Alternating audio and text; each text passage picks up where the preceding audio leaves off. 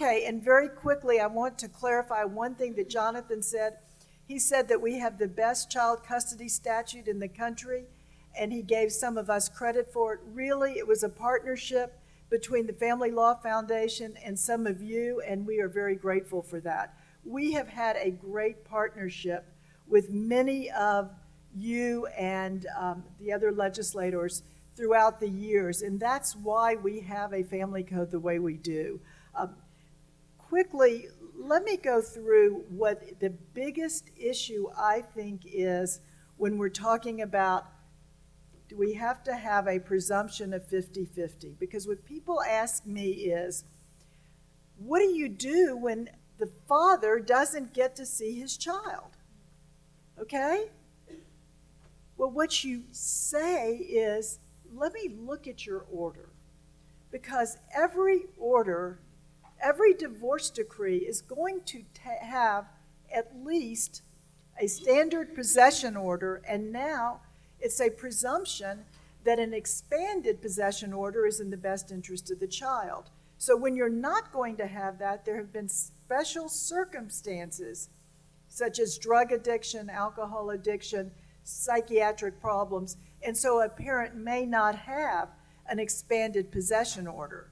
But you're going to, if you look at most of our decrees, there's going to be an expanded possession order or at least a standard possession order.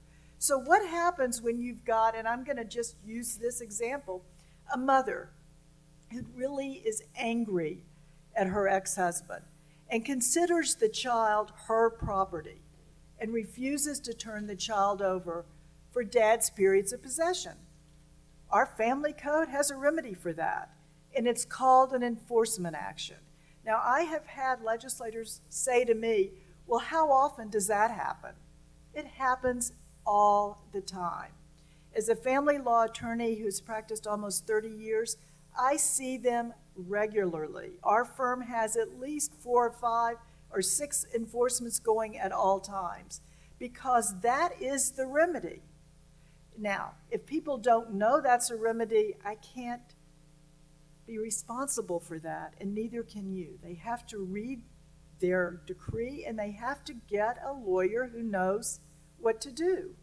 But a motion for enforcement may be filed at any time to enforce any provision of a temporary or final order. So that means that if a parent is not getting the possession and access they're entitled to under our family code, a lawyer files a petition to enforce. And then what happens? A court might find that the mother who's been withholding the child is in contempt of court. And I was telling somebody this story because enforcements are very, very specific, and you really have to know how to do them. I don't do them as often as I do other parts of family law because I had one client who kept refusing to turn her children over to her father. And she was a second-grade school teacher, and she was so nice, and I really believed her. And then when she ended up spending the Christmas holidays in jail, I decided, you know what? I'm not going to represent these people anymore if they're refusing to turn over their children, and they deserve to go to jail. So judges have the ability to send people to jail for not turning over their children. Our legislature has also made these enforcements go quickly. As many of you know, most new lawsuits do not get heard until the Monday following 20 days of service. But in child support actions and in possession and access actions, they are heard within 10 days after service. Now, if courts are overworked, you might not be able to be heard as quickly, but our family code recognizes that parents who are being denied access need to get into court quickly and be heard. If a parent is properly served with the enforcement action and fails to appear at court, the judge may order, and this is what judges usually do, correct, Dean Rucker? A capias, and a capias has the same effect as a warrant for the arrest of someone who has been alleged to have committed a criminal violation. I think this is an example of how seriously our courts and our family code take the violation of the court's orders. If the court finds that a parent has refused to turn over a child and is in contempt of the court may order the parent who is thwarting contact to be incarcerated. How long that incarceration is up to a judge depending on how many violations there have been of that order. The court shall, if they find a parent in contempt, order the other parent to pay that parent's reasonable attorney's fees.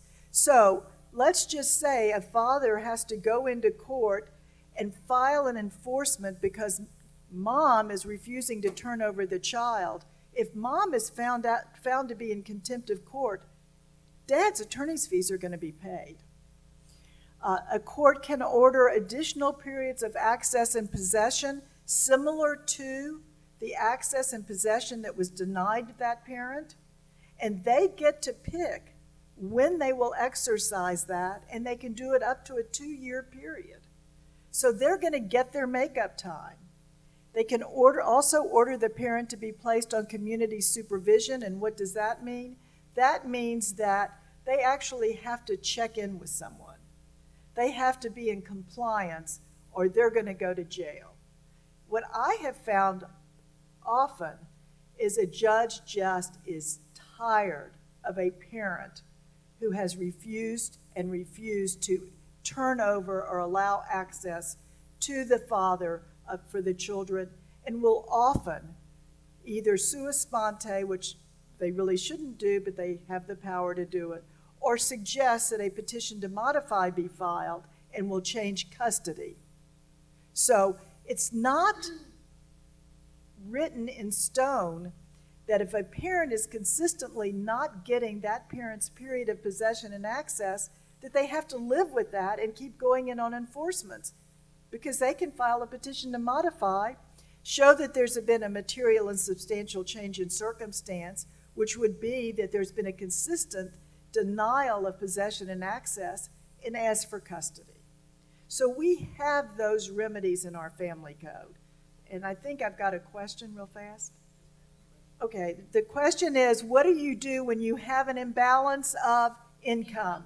You've got one parent with either assets or income, and you've got the other parent who really basically has nothing. There's a couple of things you can do. One, on almost every city, we have a volunteer lawyers program. Volunteer lawyers program, and we as family lawyers take these all the time. I mean, our firm has 4 right now. And so what we do is we'll represent those people if they qualify, if their income qualifies for pro bono legal services. Also, there's many lawyers in the state who will take these cases at a reduced fee. So there are remedies for that. And it is not usual, but sometimes people do try to harass and intimidate because they have more money. But then the lawyer has to educate the judge, because our family code doesn't allow people just to keep coming back and back and back for purposes of harassment, and it needs to be brought to the judge's attention.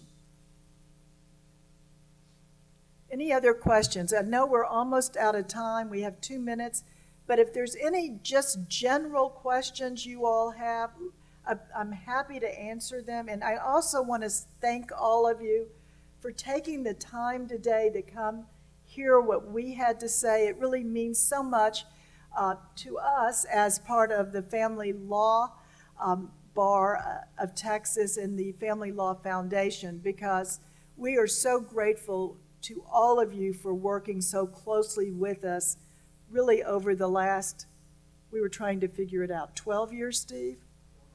Yeah, over the last 12 years. It's been a great partnership, and all of us who have spoken today, are available to come speak to you, speak to your constituents, do whatever we can do to help you. Thank you.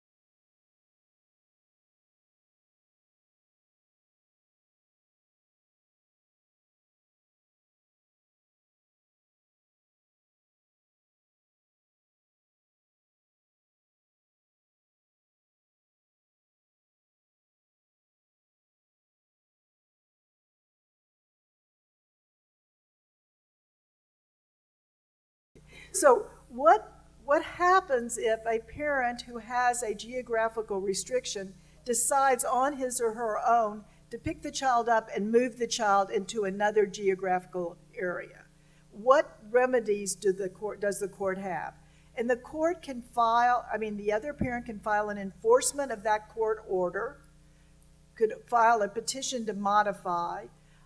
The court, in those circumstances, will probably order the other parent to bring the child back.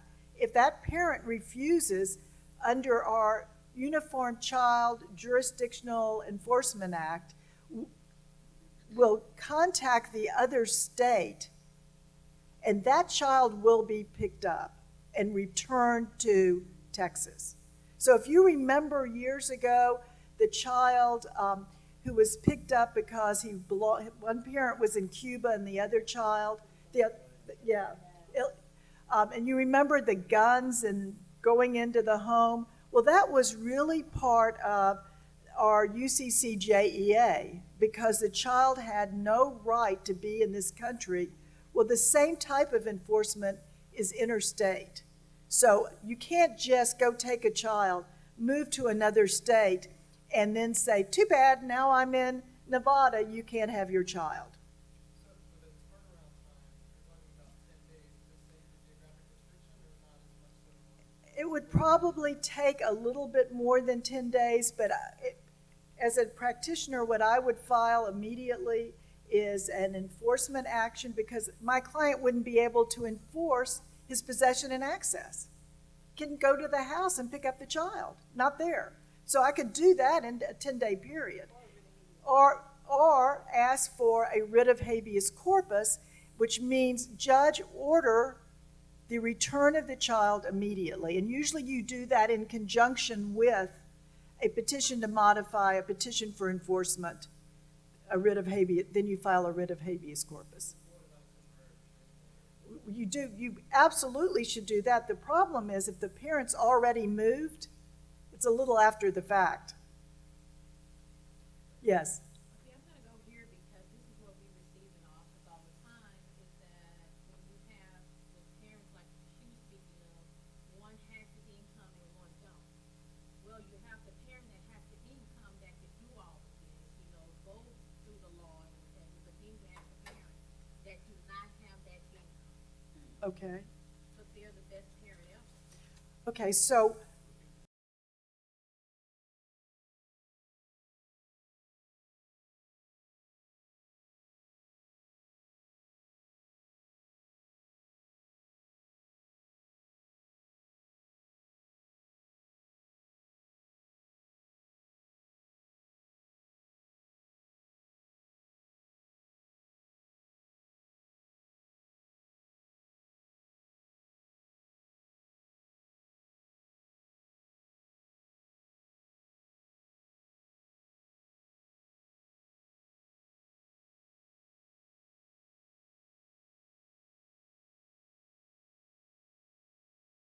Okay, the question is disabled defined anywhere? And our family code does have a definition of disabled, but it's basically when a child needs substantial and ongoing care.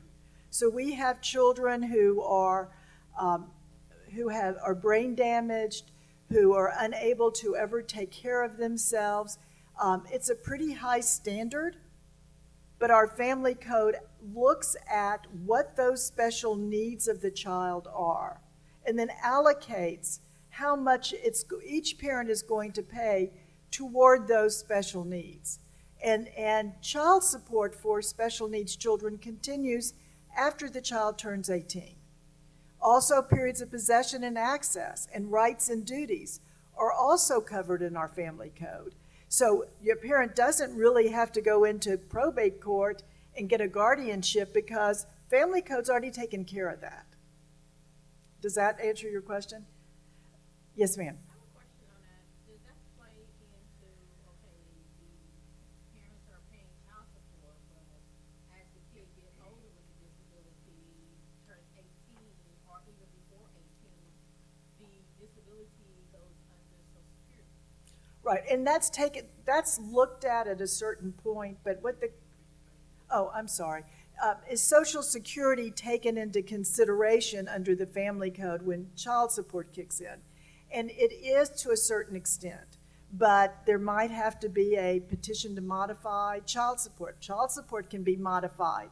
The thing is that the disability has to be known at the time that the divorce is entered, okay? So if the disability comes about later, you can file a petition to modify.